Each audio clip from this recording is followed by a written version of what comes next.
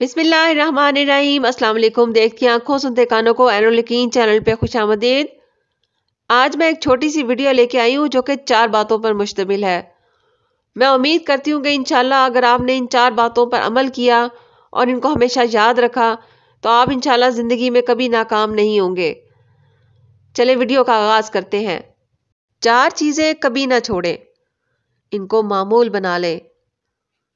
Number 1, अल्लाह ताला का जिक्र ना छोड़ें, वरना आप इससे महरूम हो जाएंगे कि अल्लाह ताला भी आपको याद रखे।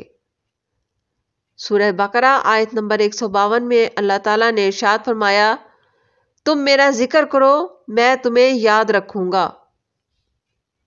नंबर 2, शुक्र ना छोड़ें, वरना आप नेमतों में इजाफे से महरूम हो जाएंगे।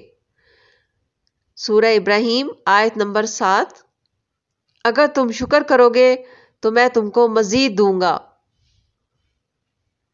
नंबर 3, दुआ न छोड़ें, वरना आप कबूलियत से महरूम हो जाएंगे। सूरतुल मोमिन आयत नंबर 60, तुम मुझे पुकारो, मैं तुम्हारी दुआ कबूल करूंगा। नंबर 4, इस्तगफार न छोड़ें, वरना निजात से महरूम हो जाएंगे।